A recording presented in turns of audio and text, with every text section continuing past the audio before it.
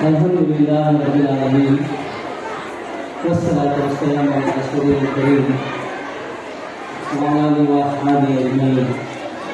أعوذ بالله من الشيطان الرجيم. بسم الله الرحمن الرحيم.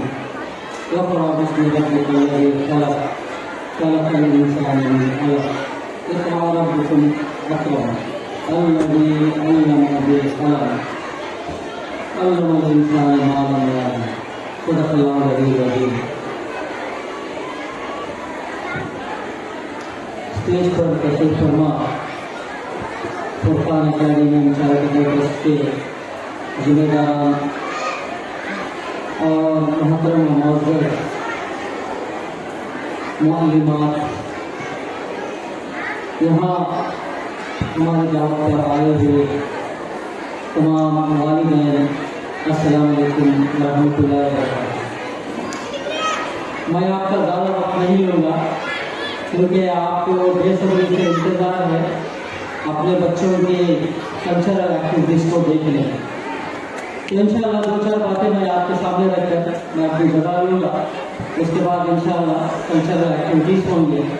تو آپ تمام سے گزارش ہے کہ آپ تھوڑا اطمینان سے بیٹھے رہیں تاکہ جو باتیں کی جا رہی ہے سمجھ میں آ جائے. محترم حضرات و خواتین، میں نے ابھی آپ کے سامنے قرآن مجید کی ایک آیت کو میں آپ حضرات سے گزارش کر رہا ہوں مؤدبانہ کہ ذرا ہاتھ اٹھائے جو اس میں والدین اس آیت کے سلسلے میں جانتے ہیں. ہاتھ اٹھائیے اس آیت کے سلسلے میں جو والدین جانتے ہیں.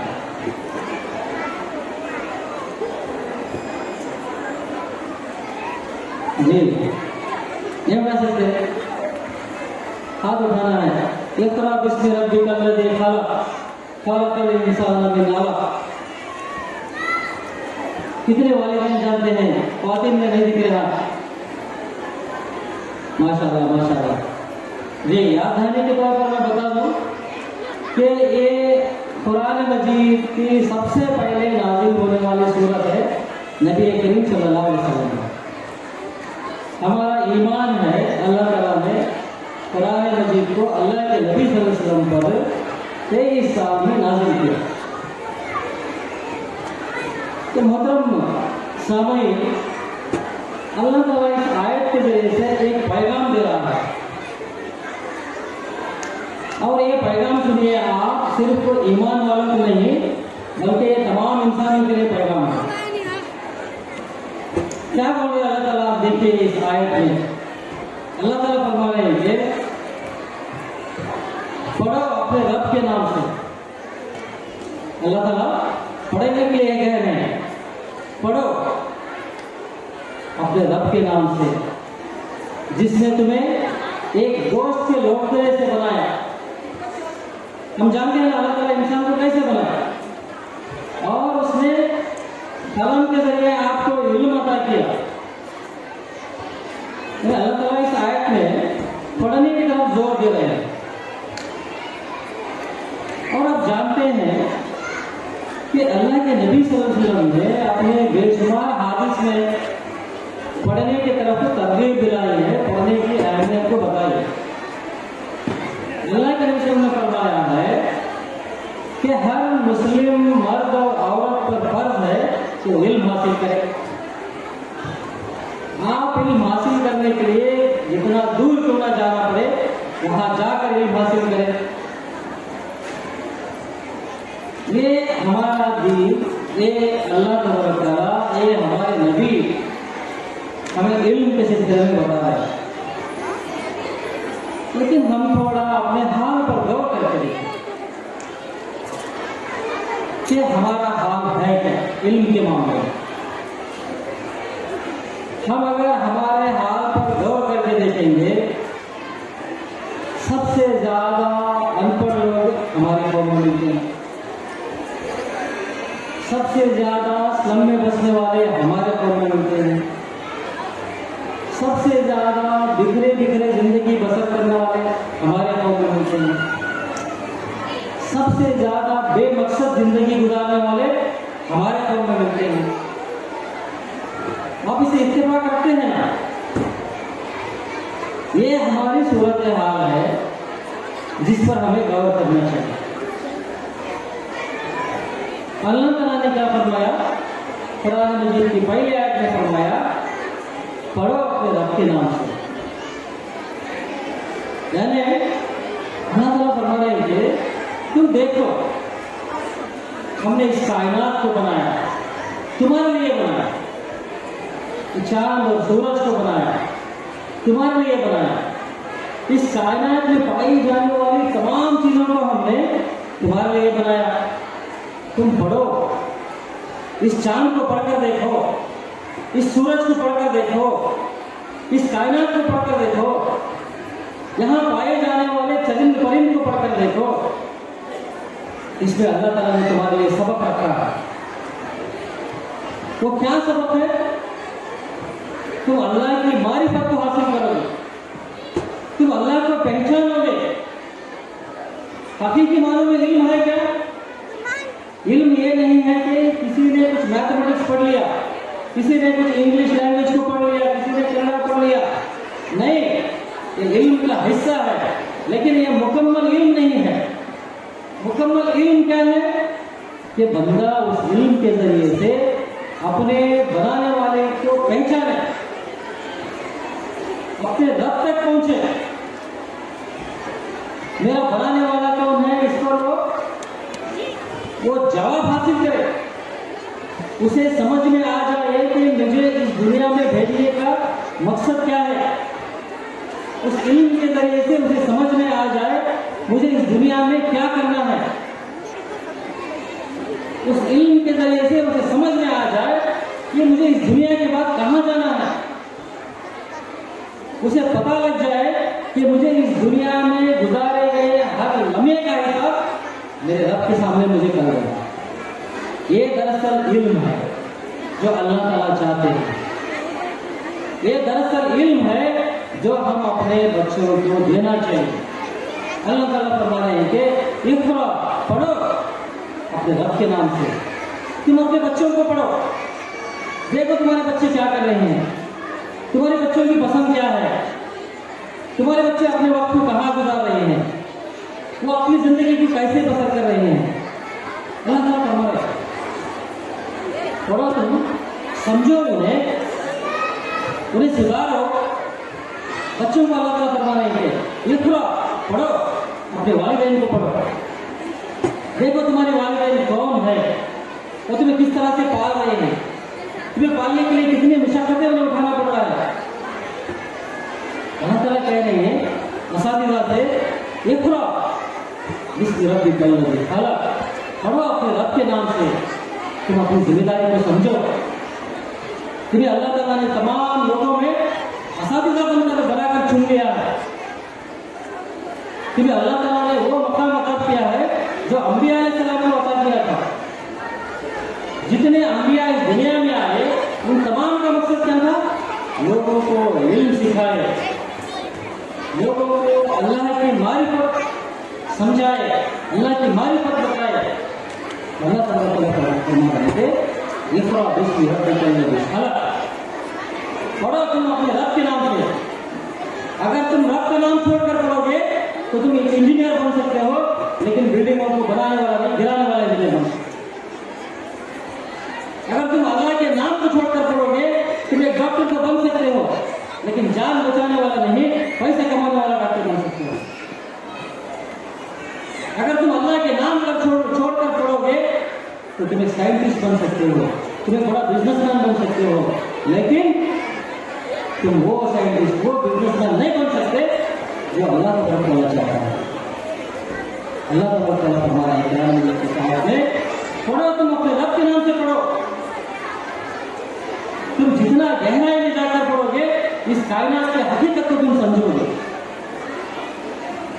اللہ تعالیٰ قرآن مجید میں سوال انداز میں پوچھ رہا ہے کہ اپنے بندوں سے اللہ تعالیٰ فرما رہے ہیں افلا ينظرون الى الابل كيف خلقت والى السماء كيف رفعت والى الجبال كيف نصبت والى الارض كيف سطحت۔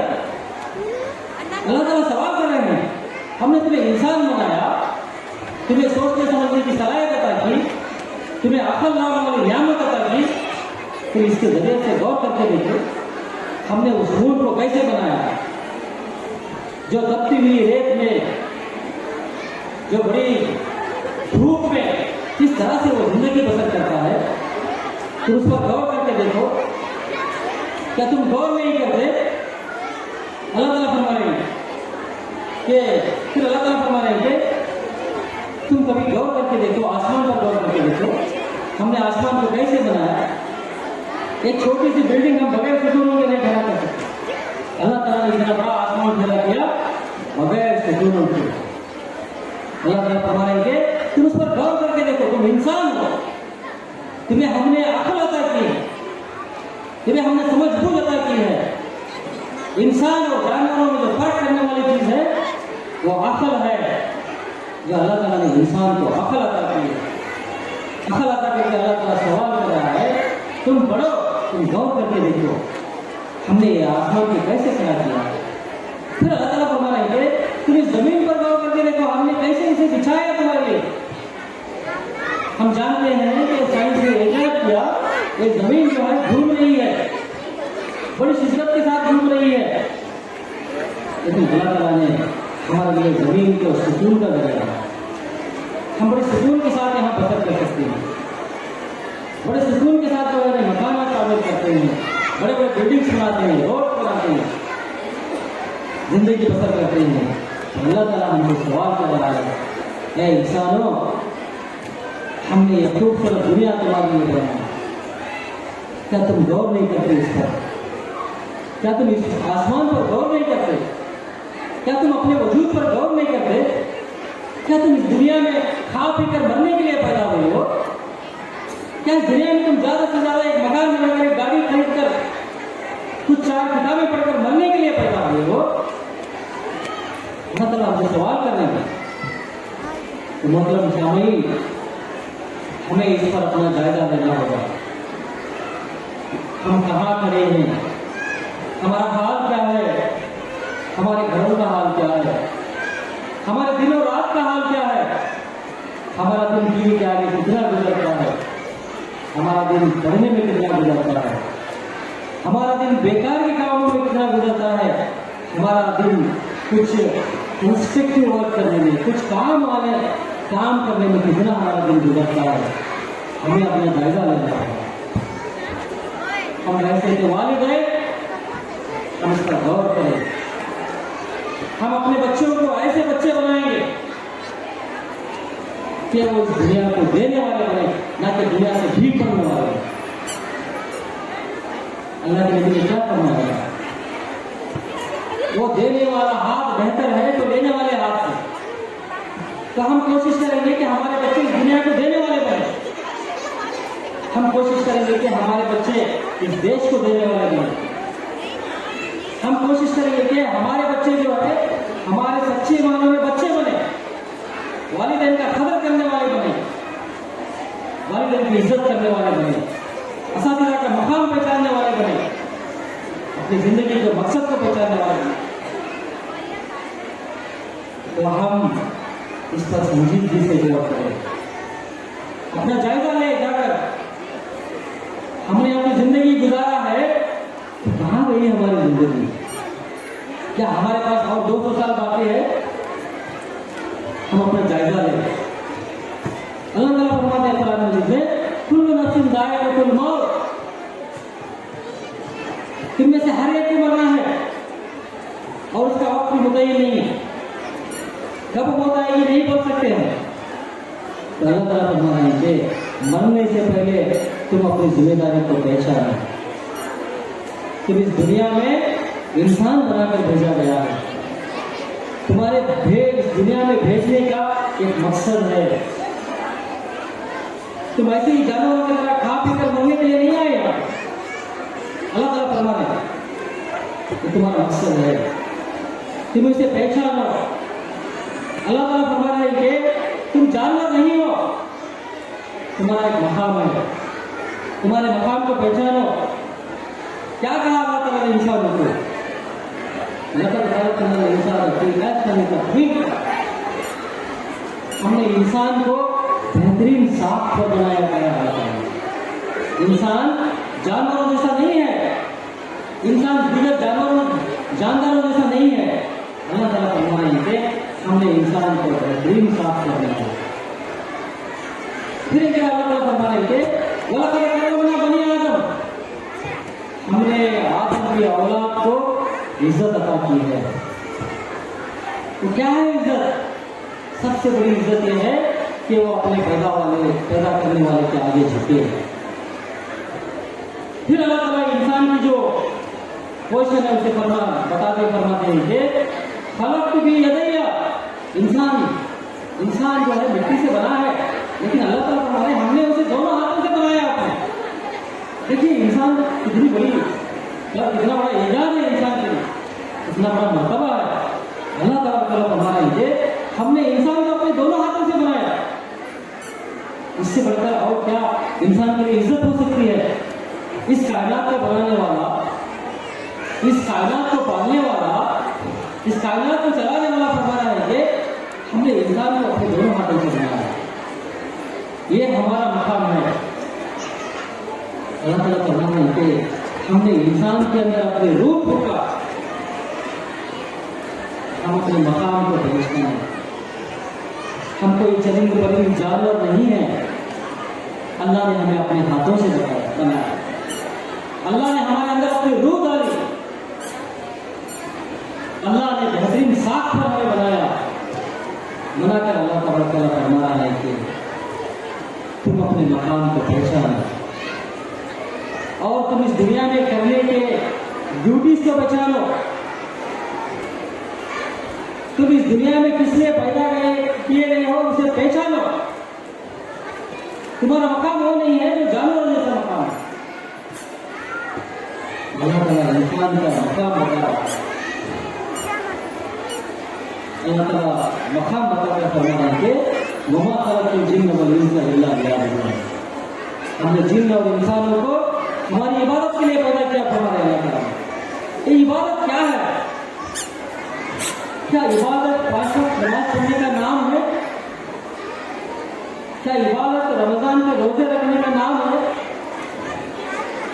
क्या इबादत कुछ खैर खैरात करने का नाम है? हाँ, यकीनन ये इबादत का हिस्सा है, लेकिन ये मुकम्मल इबादत नहीं है। तो मुकम्मल इबादत है क्या? मुकम्मल इबादत ये है कि मैं अपने मकाम को पहचानूं, मैं अपनी ड्यूटीज को जानूं, मेरे करने के काम क्या है। मैं यहाँ पे खैर बनकर जिंदगी बता रहा हूँ, ये इबादत है। मेरी जात से, मेरे हाथ से, मेरी जुबान से किसी को तकलीफ ना पहुंचे, ये इबादत है। मैं ऐसी जिंदगी बसर करूं कि मुझसे लोग खैर जो है चाहे, मुझे खैर का मुजस्समा समझे, ये इबादत है। अल्लाह ताला फरमाने के ये लोगों तुम्हें बेहतरीन साख पर हमने बना कर दिया है और तुम्हारे बनाने का मकसद ये है कि तुम यहाँ पे इबादत बजा लाओ। तुम्हें इबादत के लिए भेजा गया है। इबादत यह है कि तुम अपने बच्चों को एक अच्छा इंजीनियर बनाओ, एक मुस्लिम डॉक्टर बनाओ, एक मुस्लिम IAS बनाओ, तुम अपने बच्चों को एक अच्छा बिजनेसमैन बनाओ। जरूरी नहीं है कि बिजनेसमैन बड़े बड़े महिला बना होगा।